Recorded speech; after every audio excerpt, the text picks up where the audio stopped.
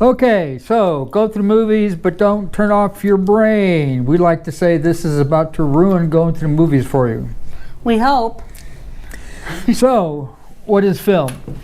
Well, you can understand it as a narrative. It's a visual book. But it's able to communicate some things better than a book can. So both Christians and non-Christians will have a wide variety of responses, reactions to film. Some will watch different films, others will not watch certain films, whether believer or not. And if understood, film can be of great value in discerning the philosophical positions and shifts in society. As a piece of art, every film is going to have a philosophy behind it. We'll talk later about where that most likely comes from, but it's going to be something more related to our culture and society as a whole, but not to the Bible. So being able to discern that is really important. Well, anybody heard the film AI? Artificial intelligence. We're going to be watching a clip from it here in a minute. This is the quote-unquote boy who's the subject of AI. And technically, it's a robot. But it was the first robot programmed so that it could supposedly love. And there were like 3 words or something you had to say directly to it. And if you did that, then it would love the person that just said those words. But it's a robot. So this film contrasts being human with looking human, but being a machine. As Sue likes to say, it's the story of Pinocchio where a wooden doll longs to become a real boy. Well, we're going to see the trailer of the movie here in a bit. And Steven Spielberg movie. People are still talking about it though, 25 years later. As people, we've always and will continue to express our hopes and excitement as well as our fears, reservations about life, what it means to be human. We do that through the arts. When's your birthday? I never had a birthday. His name is David. I feel it. That's creepy. Whoa, feels so real.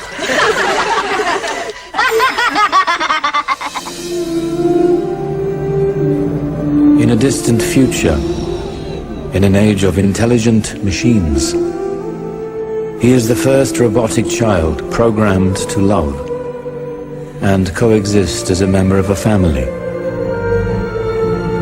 His is a tale of humanity and a journey to find his place among humans and machines. I'm a boy. You are a real boy. At least as real as I've ever made one.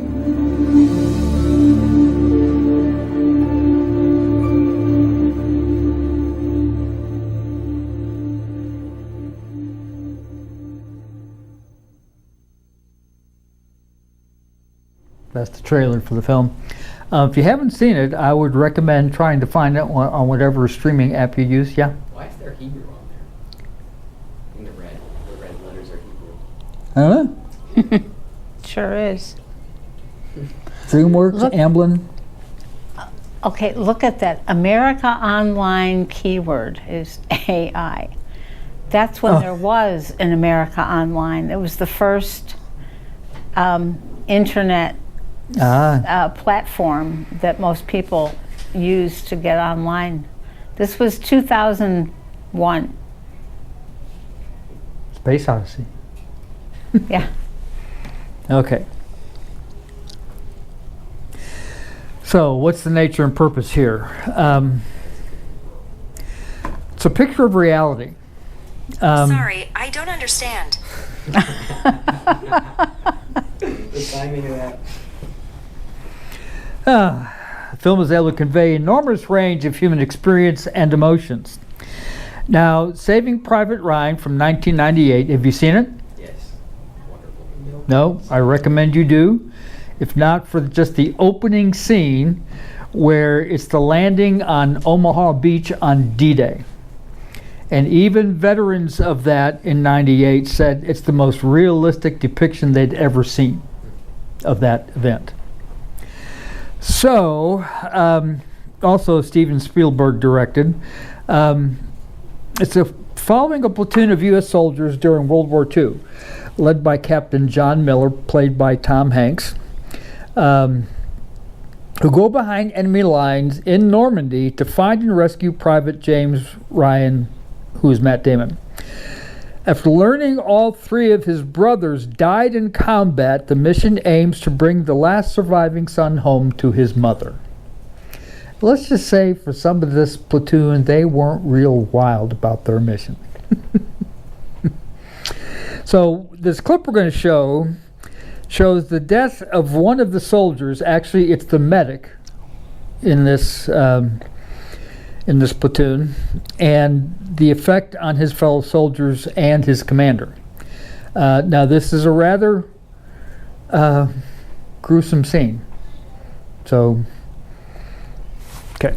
But why talk about the emotional aspect of why show this clip? Well, first of all, there's the emotion being expressed by this medic who's been severely injured. He's going to die. He's not going to survive.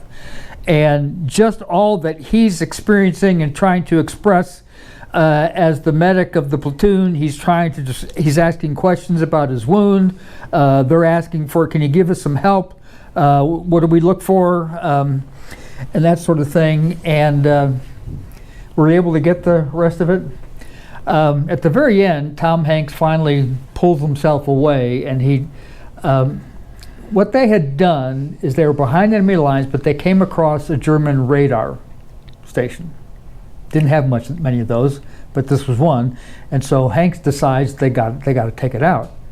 Now, many of his platoon folks didn't think that was a really good idea. Let's just bypass it and let's not, So the medic ends up getting hurt and killed, and so he has a bit of a meltdown as well. Well, part of the reason that Dr. Bohlin chose this film clip is that the film allows us to understand what it was like in that situation without having to live through it ourselves. That's one of the benefits of film. At one point, the medic, he's close to death, he starts, "Mama, Mama." That happens a lot in battlefield situations. Soldiers who are actually dying and they know it, they call for Mama.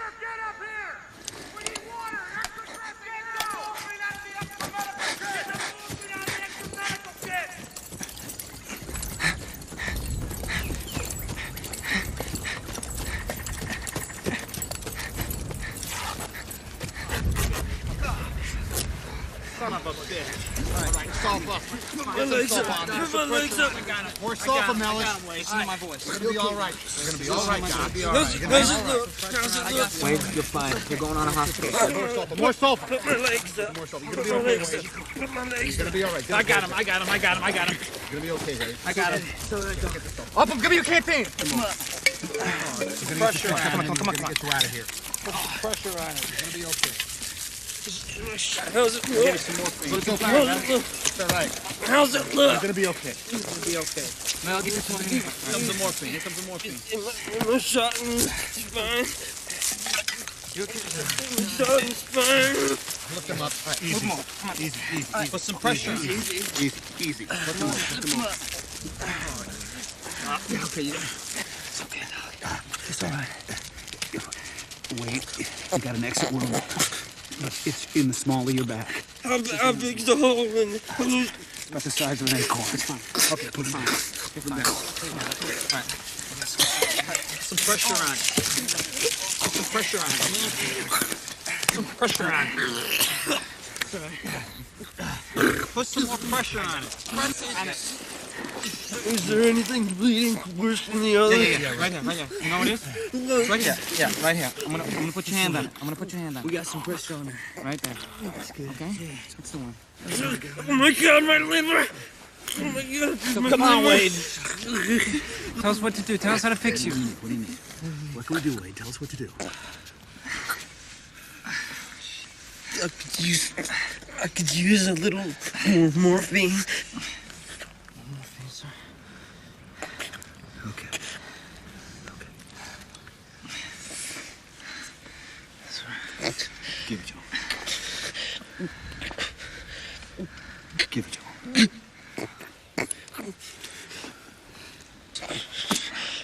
I'm dying. Here you go, Wade. Here you go. Here it comes. There you.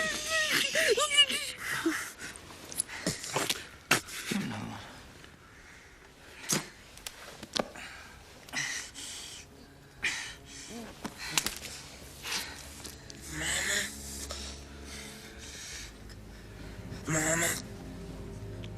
I want to go home. I want to go home. Mama.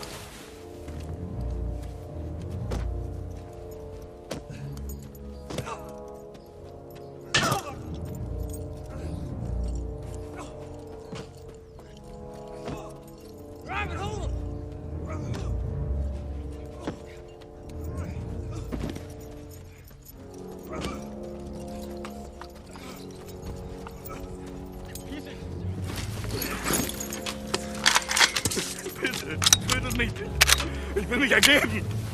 Vater unser im Himmel, geheiligt werde dein Name, dein Reich komme. Not yet. First, make a mark and cover Wade's body for grave detail. Same thing for those paratroopers down there. Strip that stuff off and check him for intelligence. Ask this piece of shit if he's the one who shot Wade. Ask him! Doesn't matter. Yeah, it does matter. Warst du am Maschinengewehr? Nein, ich hab nachgeladen, ich hab nicht geschossen. Ich hab nicht... Shut up with that filthy piglet. Jackson, you're hit. Ich hab nicht geschossen, ich hab das... Das ist Deutsch. Wie heißt du? This is just give me the arm, sir. Get it clean, dressed. You and Sarge watch the perimeter. Bitte tötet mich nicht. Bitte tötet mich nicht, ich will mich ergeben. So he says, please don't shoot. He I don't wants care to what he says, Alvin. Sir, you're gonna let them kill him? This is not right. You can help him with the bodies. What is happening?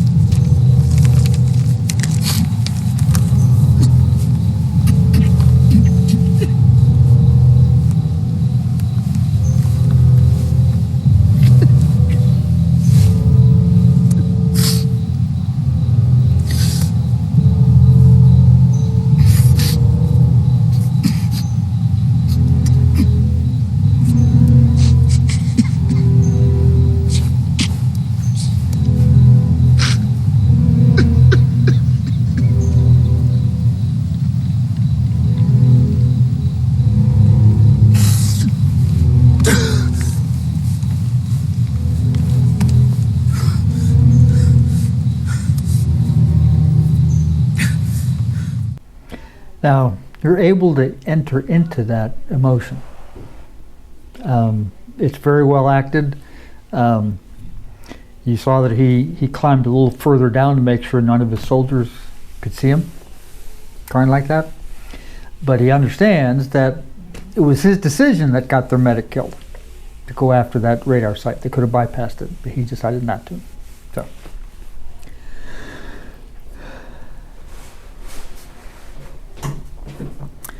Nature purpose. It's become one of the dominant expressions of modes of expression in our culture. So film, movies have earned a voice, and therefore they deserve to be addressed as a meaningful part of Christian and non-Christian experience.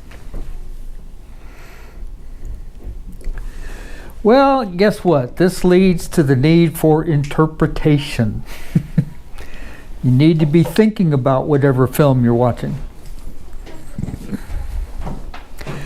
So whose philosophy do we see?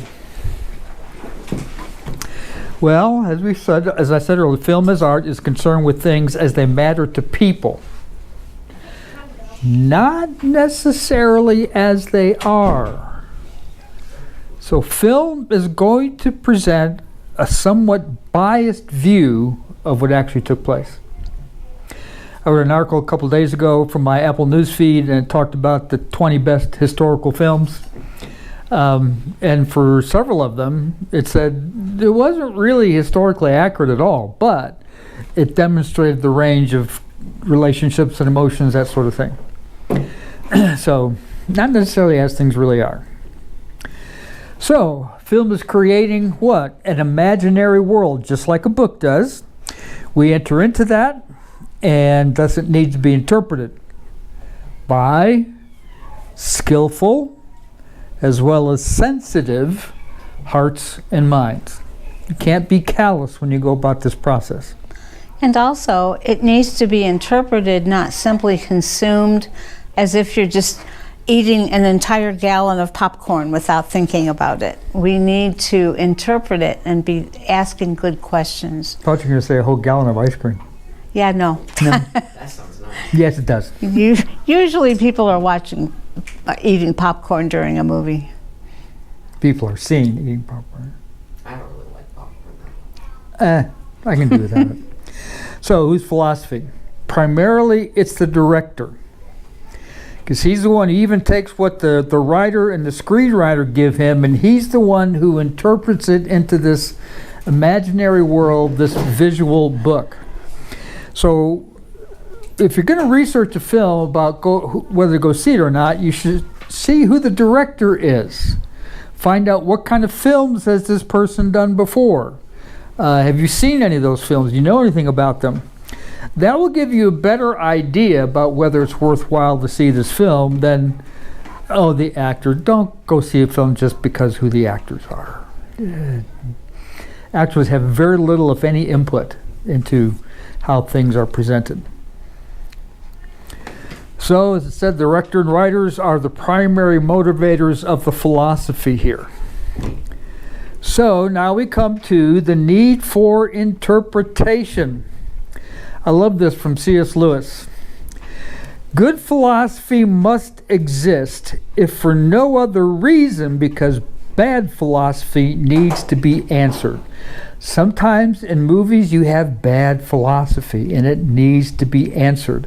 But in order to be able to do that, you have to have your own philosophical groundings fairly well set. As good philosophy, hopefully. Now, because film does contain the philosophical positions of the men and women who make them, it's necessary that the Christian interpret films with accuracy and integrity. Now, you may end up not liking the film for whatever reason, but that doesn't mean it's a bad film. Doesn't mean it wasn't worth watching. So that's what it means with accuracy and integrity. Kind of put your own thoughts and feelings about it aside.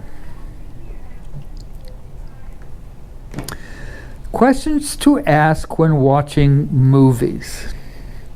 Anybody ever heard of The City of Angels? Well, yes, because didn't you play a clip from it during a different lecture? Might have. I don't remember. Yeah, I do believe we did. Okay. You're going to see it again. Well, Los Angeles is Spanish for City of Angels. And Nicolas Cage plays an angel who supposedly falls in love with heart surgeon Meg Ryan, and he has to petition to become a human. So, how important is life to the director, actors, writers? Is there a discernible philosophical position in the film? Now, sometimes it's not real discernible. You have to kind of beat the bushes, look under the rocks to try to find what the philosophical position might be. But that's one of the reasons that we started this class last August talking about worldview, so you could identify the worldview of the director. So, is the subject matter of the film portrayed truthfully? Now, the clip we're going to say, City of Angels, is about an angel who falls in love with a doctor and becomes a human so he can have a relationship with her. That's not truthful. That's not going to happen. This clip is about how they meet. The premise of an angel actually becoming human is a fantasy, not reality. But the writer has him saying something very true and very good, and we'll highlight for you through this. Now, Meg Ryan has just come out of the operating table. Her patient died on the table, and she's a heart surgeon. And she comes across Nicolas Cage. She has no idea who this guy is, why he came by. He just was with somebody who just passed away. And so he's now out in the hallway. And the earlier discussion says visiting hours are over. Why do they have that? Don't people need visitors? Okay. I was holding his heart in my hand when he died. And he wasn't alone. Yes, he was. People die. Not on my table. People die when their bodies give out. It's my job to keep their bodies from giving out. Or what am I doing here? It wasn't your fault, Maggie. I wanted him to live. He is living. Just not the way you think.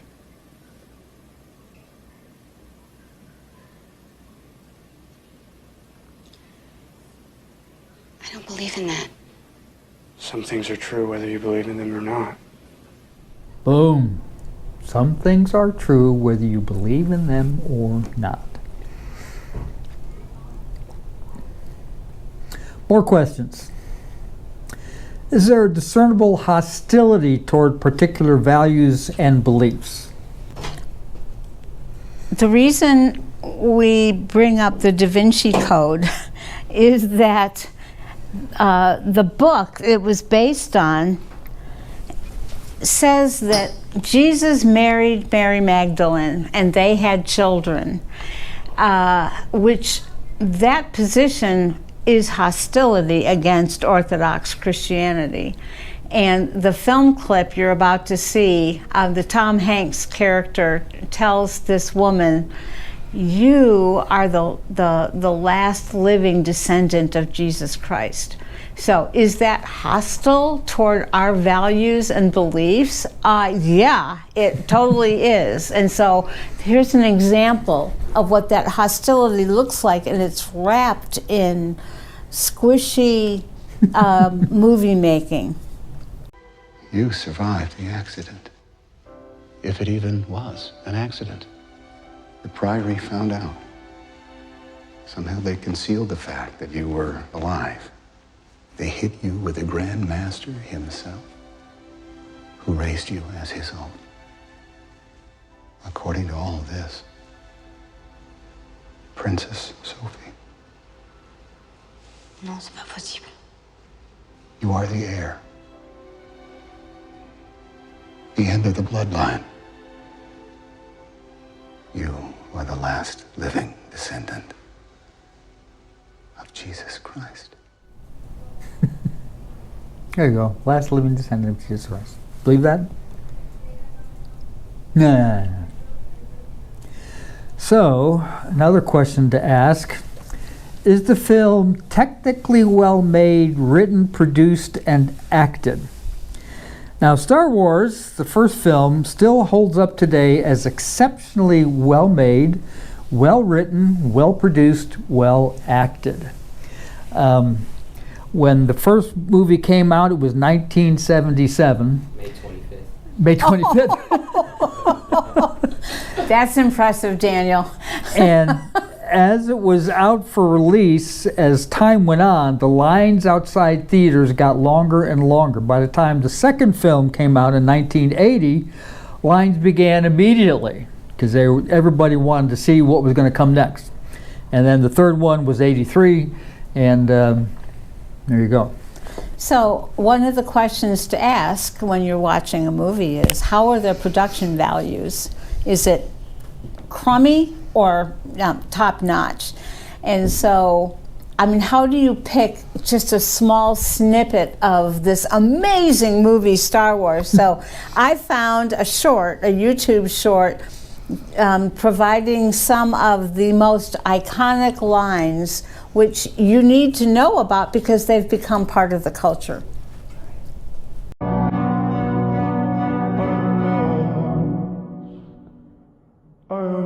This is our most desperate hour. Help me, Obi-Wan Kenobi. You're my only hope. People Ryukyu knows I am your father. Do or do not. There is no try.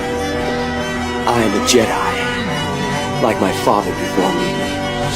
An elegant weapon on a more civilized age. I find your lack of faith disturbing. Remember, the Force will be with you, always. I love you. I know. You don't know the power of the dark side. You don't know the power of the dark side. Pretty well made stuff, huh? The original 3 for sure. Oh yeah. Yeah, the last 6. Why do you know the date of its release? I just do. Okay, fair enough. Did you look it up or something? At one point, yeah. Oh, okay. That's funny. Okay, now this film, Chariots of Fire, is a little bit different.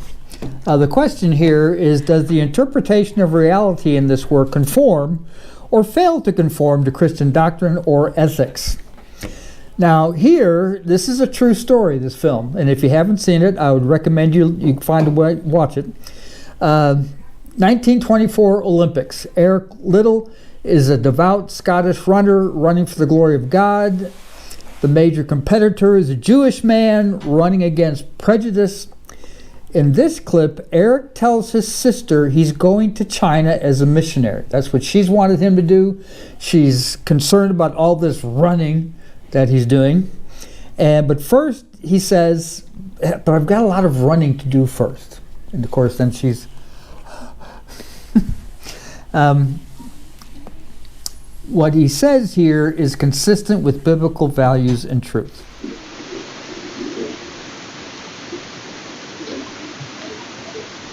I've decided.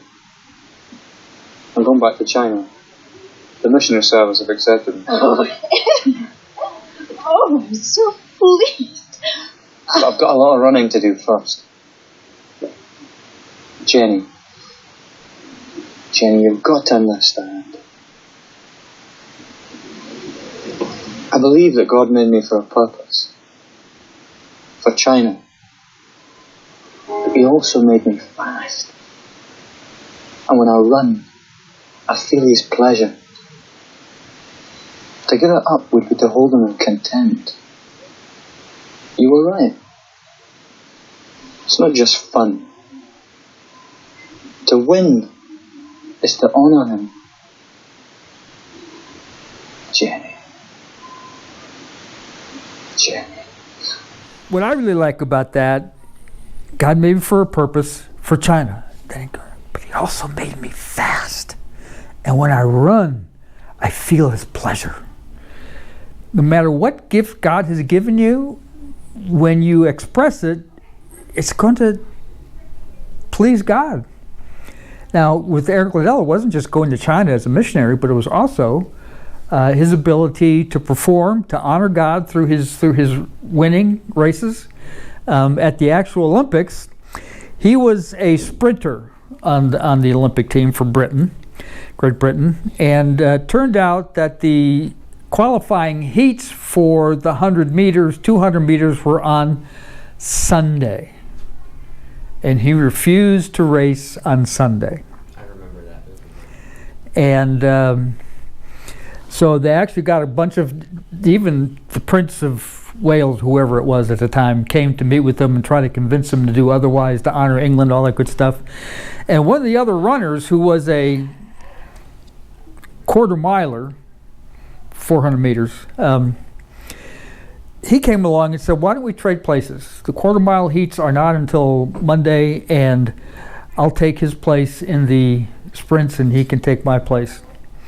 And Eric Liddell had this really fantastic, weird running style that when he got to the final end of things, his head flew back in a completely non-aerodynamic manner because he just gave everything he had. And before they started the race, there was a couple of discussion going on with some of the other runners from other nations, and someone said, "Oh, don't worry about it. He's a sprinter. He'll give out. He won't be able to last. He might be leading at the halfway mark, but he won't be able to sustain it." There's an American runner, though, who actually gives him a note. I forget, it's a passage of scripture that's on the note. I can't remember what it is. But in his perspective, don't count this guy out. Run for the glory of God. And what's on the note is the scripture from Numbers that says, "He who honors me, him will I honor."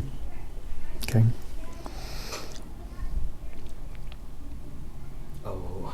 Oh. Love this movie. So good. Has everybody seen it? Cole, have you seen The Matrix? Mm-hmm. Faith? Yeah. Andrew? Nope. Nope? I don't see much movies, so. Okay. Well, The Matrix is a mixture of biblical themes and unbiblical fantasy about a war between humans and machines. So if some of the ideas and values are Christian, are they inclusively or exclusively Christian? What do those two words mean? If it's inclusively Christian, what does that mean? Christianity is kind of included. But if it's exclusively, that means it's only about the Christian faith. It's a mixture of biblical themes, unbiblical fantasy about a war between humans and machines. Neo is a promised Messiah figure. The movie invokes some Christian ideas, but it is not an exclusively Christian film. This clip is where Morpheus, Neo's mentor, offers him the choice to remain in bondage in virtual reality or to see the truth about the dystopian world they actually live in. Do you want to know what it is? The Matrix is everywhere. It is all around us. Even now, in this very room. You can see it when you look out your window or when you turn on your television. You can feel it when you go to work, when you go to church, when you pay your taxes. It is the world that has been pulled over your eyes to blind you from the truth. What truth? That you are a slave, Neo. Like everyone else, you were born into bondage, born into a prison that you cannot smell or taste or touch. A prison for your mind.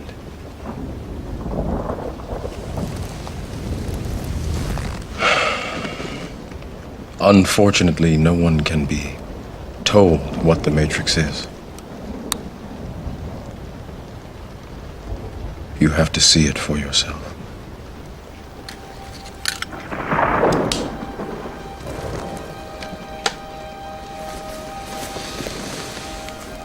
This is your last chance.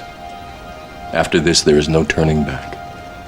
You take the blue pill, the story ends, You wake up in your bed and believe whatever you want to believe. You take the red pill. You stay in Wonderland. And I show you how deep the rabbit hole goes.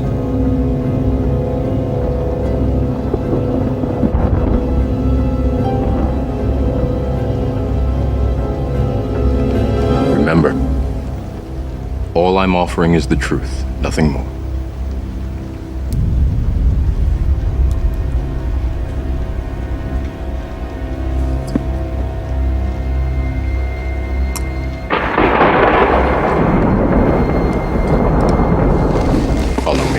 If some of the ideas and values in a work are Christian, are they a relatively complete version of the Christian view, or are they a relatively rudimentary version of Christian belief on a given topic? Now, this movie Contact comes from a novel by the past Carl Sagan, and it's about a film where there's a group of people who are at the big array in I think it's in Puerto Rico, where they're looking for signs of life from out in the universe, and they receive a signal that seems rather unusual, and at first they don't get it. It's coming from a star, Vega, that nothing special about that star, okay? And Jodie Foster is the character who's the leader of this research group. And eventually, through many fits and starts, they ended up figuring out that what the message contains are instructions to build a certain kind of craft that will take you to meet the aliens. So contact from aliens. And but along the way, she meets Matthew McConaughey. He plays a Christian minister with a shallow perspective on religion, and this clip shows their conflict between believing in God and not believing in God. I read your book. Here we go. Would you like me to quote you? Ironically, the thing that people are the most hungry for, meaning, is the one thing that science hasn't been able to give them. Yeah. Come on, it's like you're saying that science killed God. What if science simply revealed that he never existed in the first place? I think we're gonna need to get some air. What? And a few more of these. Thank you. You're welcome. Whew. A little chilly out here. Yeah, this is nice. I got one for you. What do you got? Occam's Razor. You've ever heard of it? Occam's Razor. It sounds like some slasher movie. No, Occam's Razor. It's a basic scientific principle. And it says, all things being equal, the simplest explanation tends to be the right one. Makes sense to me. All right. So what's more likely? Thank you. You're welcome. An all-powerful, mysterious God created the universe and then decided not to give any proof of his existence. Or that he simply doesn't exist at all, and that we created him so we wouldn't have to feel so small and alone. I don't know. I couldn't imagine living in a world where God didn't exist. You know? I wouldn't want to. How do you know you're not deluding yourself? I mean, for me, I'd need proof. Proof. Did you love your father? What? Your dad, did you love him? Yes, very much. Prove it. So now, some cautionary measures as we start to wrap up here. Don't make evaluations that label the word Christian or non-Christian for purposes of approval or disapproval.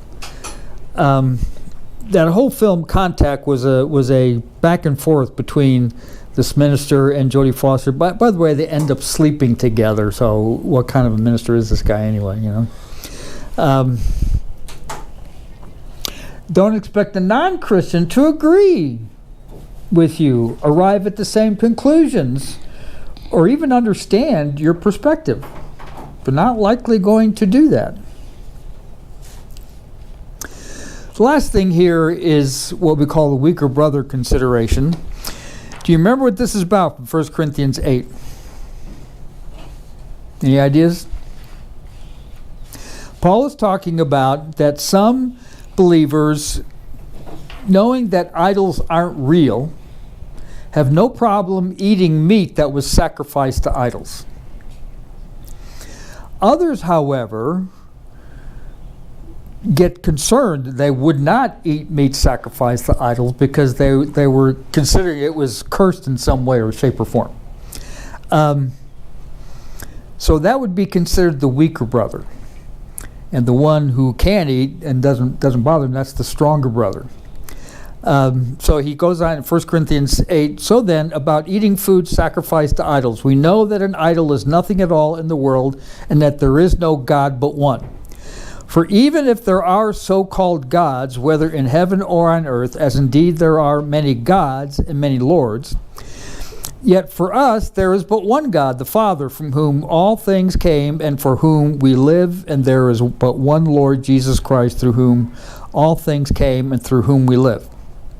But not everyone knows this. Some people are still so accustomed to idols that when they eat such food, they think of it as having been sacrificed to an idol, and since their conscience is weak, it is defiled. But food does not bring us near to God. We are no worse if we do not eat, and no better if we do. Be careful, however, that the exercise of your freedom does not become a stumbling block to the weak. For if anyone with a weak conscience sees you who have this knowledge, eating in an idol's temple, won't he be emboldened to eat what has been sacrificed to idols? So this weak brother for whom Christ died is destroyed by your knowledge. When you sin against your brothers in this way and wound their weak conscience, you sin against Christ. Therefore, if what I eat causes my brother to fall into sin, I will never eat meat again, so that I will not cause him to fall. So what's going on here when considering films, the emphasis of responsibility is clearly on the stronger brother. Exercising rampant Christian freedom does not necessarily mean you're a strong Christian. You may be deluded. You may be taking in all this entertainment stuff, thinking you're stronger than everybody else, but it's probably just the opposite. You get tempted by the things you watch. Do not urge others to participate in something that you, as a Christian, feel comfortable doing if they have reservations. If there's a group of you, you're wanting to go out to see a movie, somebody suggests one, and there's one or two in the group who say, no, I can't see that. Well, then don't go see it. Find something that everybody can agree on, and don't force a weaker, quote-unquote, weaker brother to participate in something they'd rather not. That would violate their conscience. Yeah. Yeah. So to close out here, we have 4 options. All right, basically 4 positions here about film. Cultural anorexics. Entertainment is inherently evil and harmful to the Christian spiritual well-being. Have any anorexics in here? What does that mean? It's right up there. Well, do you know what anorexia is? No. It's an eating disorder where people starve themselves and they say no to food all the time. Oh. And so this would be someone who says, you don't ever watch any kind of movie because entertainment is evil and harmful. Don't even watch TV. Don't do any of that. Cultural gluttons on the other side. People who consume entertainment passively without discrimination. They'll go and watch anything. So you have the anorexic versus the glutton. So what is a glutton? Gluttonous, you like to eat is one of the 7 deadly sins, right? Gluttony. Yeah.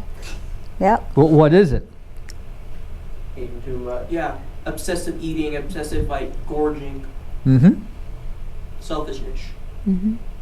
Or stuffing your face full of bread. And Never got a chance to continue this conversation, but I'm a table leader at our men's Bible study, and at one of the earliest meetings, after the intro and everything was done for the leaders and we were breaking up, I went over to Andre and I said, now, if you knew somebody was over-consuming alcohol, you wouldn't want them leading a table, would you? Oh, no. What about somebody who eats too much? Isn't gluttony and alcoholism the same? It's a sin. He didn't quite know what to do with that. Well, the reason I brought it up is because there are a couple of extremely overweight people who are men's Bible study leaders. Yeah, but yet somehow that goes into a special category of sin. Well, someone wrote a book called Acceptable Sins. In our culture, American culture especially. It doesn't matter if you kill someone or if you lie, you're still going to go to hell. It's still a sin. God still views it as a sin. Yeah, it's a sin. A sin's a sin. There's no acceptable sins. But if you're already saved in Christ, it is a sin. You're not going to hell, but it's still a sin. Yeah, that's not what I meant. I'm just saying, like, in God's eyes, a sin is a sin. Right. Yes. Yeah. It's interesting. I almost never hear the church talk about gluttony. It's always other sins. You're actually right. I don't think I've never heard of that because, at all, ever. Like, why do you think that is, Nate? Well, probably because like half of the people who get a watermark are overweight. I mean, just think about the American culture. Yeah. You know, supersize everything at in the restaurants. Yeah. Third position, moderation, permissible to watch films and that one may do so within a framework of discernment. So you're going to research the film before you go see it. Find out a little bit more about it. And then abstinence. It's permissible for Christians to view films, but for personal reasons, this person chooses not to do so. Which of these positions you think would take the most effort in maintaining? Moderation. You've got to think about it. You've got to research. You use a framework of discernment. Discernment muscles need to be gradually exercised and improved over time. You don't just come with discernment.